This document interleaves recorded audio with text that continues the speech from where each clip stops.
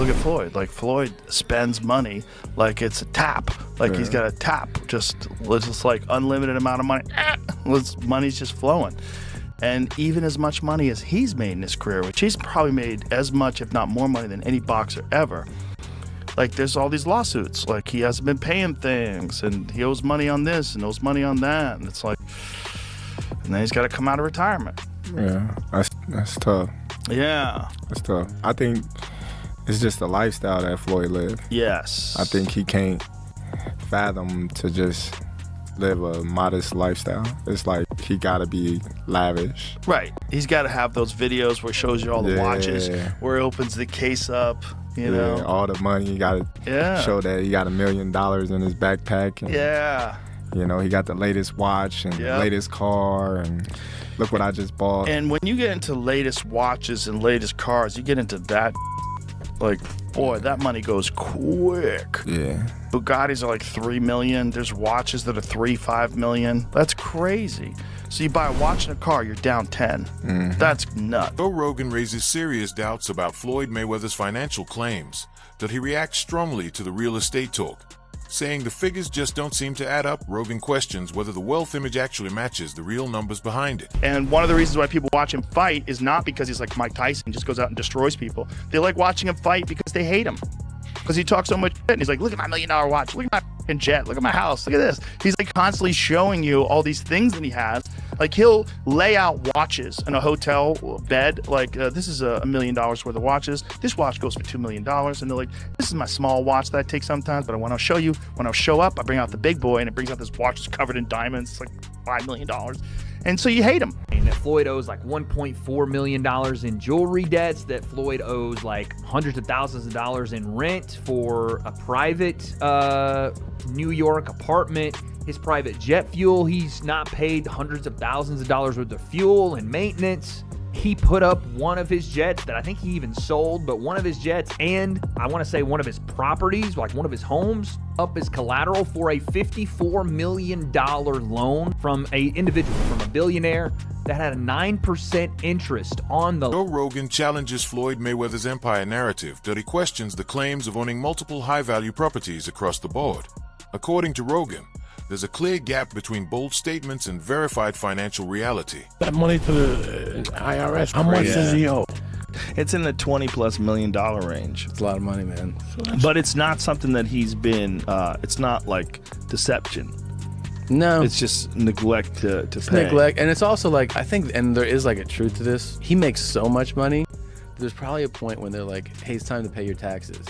And you go like, all right, here's a check for $25 million. That's an incredible amount of money. And then they go, that's true, but you owe 50 more. And he's just like, that can't be right. I've given you $25 million. Yeah, he's bought over 100 luxury cars from the same dealer and always pays in cash.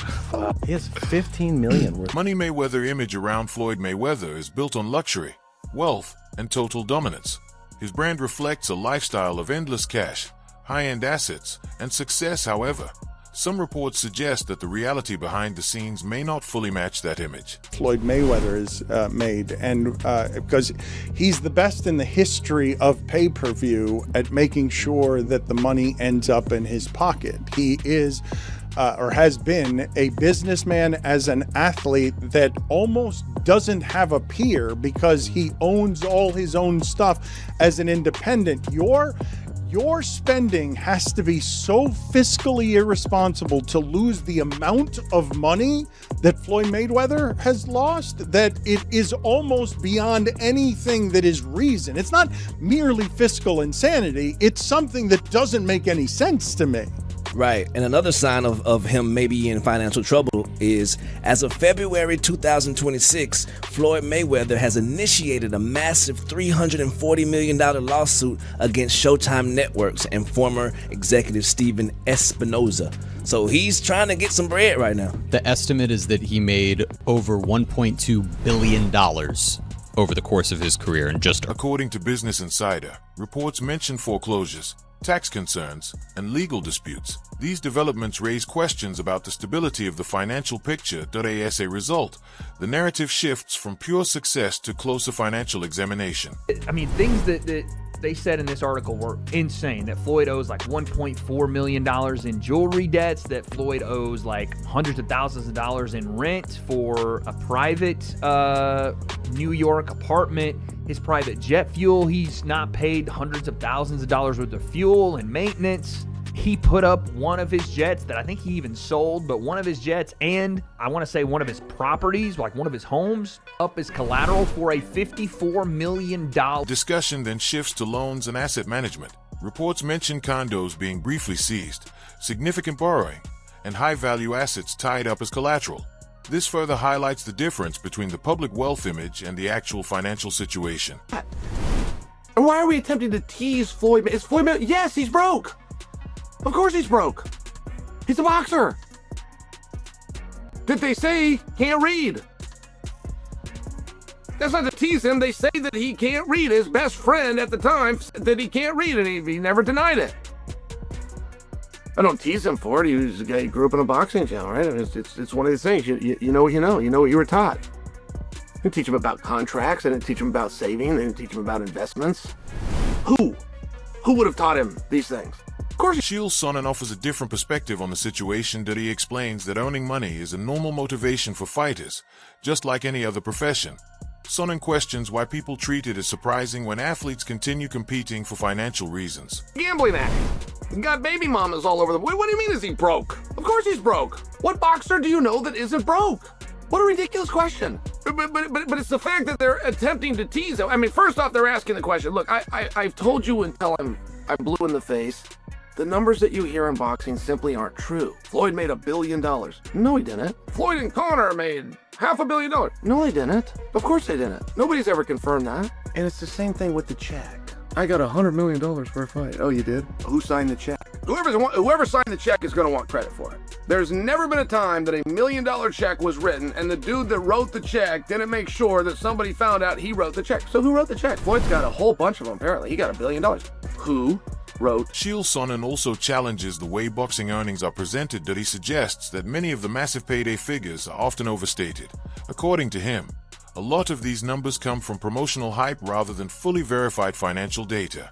And I'm only sharing with you, like, the numbers aren't what you think they are, right? The numbers are good and they made a lot of money, but it's not what you think it is. And yeah, of course Floyd's broke. Would you be boxing if you weren't? And it's very tough to be. Floyd Mayweather's star power remains undeniable despite ongoing criticism. He continues to capture global attention. His name alone is enough to make fans in the entire combat sports world tune in. Owes Logan Paul $1.3 million. No, he doesn't. Just to clear that up, no, he doesn't. Will Logan ever get the money? I think Floyd's broke. Floyd does not owe Logan $1.3 million. Floyd's promotion owes Logan $1.3 million. And no, of course he's not going to get it. That promotion's already shut down. Jason Whitlock and Shannon Sharp dive into a debate about a possible comeback. They focus on the idea of returning for major, high-paying fights. Potential opponents like Canelo Alvarez, Manny Pacquiao, and Terence Crawford are mentioned as the biggest draws. Shannon Sharp and Ocho Cinco suggested on their podcast that Floyd Mayweather is talking about coming back, unretiring. He is. Because he's broke. Yeah. Let's play the clip here of Shannon Sharp and Ocho Cinco. There are only 3 fights that Floyd can have that can command and get the kind of money he's looking to recoup for money that may have been lost, or money that may have been stolen, or money he may have spent, to date. For one, a rematch with Canelo. That's one fight. Canelo too big. Listen to me, Unc. We talk about making that money. He ain't gonna have no. The discussion then shifts to wealth versus reality. The panel highlights hidden factors like taxes, spending habits, liabilities, and overall lifestyle that often stay behind the scenes. They explain that real financial situations are far more complex than what is shown publicly, and the true picture is usually deeper than the flashy image people see. $1 billion, and he's 47 years old, and he's completely broke. He's won the prize. This is, of all the idiots that we've seen out there, celebrities, actors, entertainers that have lost a lot of money, this guy would take the cake. To blow a bill before he even hits 50 is unimaginable. It actually is sad. It's a cautionary tale. We have seen it time and time again. But who actually wants to watch this guy fight? Like, people that love him. If he comes out and if he loses and looks terrible and gets destroyed, well, look, if you love him or hate him, you can say, well, he's nearly 50 years old. This doesn't. Andre Ward brings a fighter's perspective, emphasizing his respect for Floyd's discipline, dedication, and relentless work ethic. He points out that for elite athletes like Mayweather, boxing isn't just a job. It becomes a core part of their identity, shaping how they live, think, and approach every challenge in and out of the ring. Part of that is because of the way Floyd Mayweather goes about his business. He's been filthy rich. He's made his name, his legacy, and a lot of his reputation wasn't just the boxing, it was the money. It's the money man. What I have, what I'm driving, what I'm living in, what I'm flying in. And a lot of people, they don't like that. I don't know if Floyd Mayweather had more supporters for most of his fights or more haters. But regardless of where you fall on that line, Floyd Mayweather made it work for him when many people, promoters included, networks included, early on didn't think they. When it comes to aging fighters, experience can sometimes translate into more engaging and strategic bouts, as they rely on timing and technique rather than constant movement. However, the physical decline that comes with age remains a major factor, creating real risks that can affect performance, endurance, and overall safety in the ring. You're gonna watch a fighter, he'll say he don't watch him, but he'll watch any potential opponent over and over and over, and he has to process, can he do anything with me? How does my skill set line up with his? Can I beat him? The problem with being 49 years of age is sometimes your brain can see things and tell you things that your body's not in agreement with. That's the problem with age. Your brain is still saying, I'm him. Your brain is still saying, man, I'm Money Mayweather. Man, these youngsters can't deal with me. But your body is saying, brother, we can't do it like that. Overall, debate brings together multiple perspectives, from financial motivations to personal legacy and pure love for the sport. Opinions clash, with analysts, fighters, and commentators each offering their take.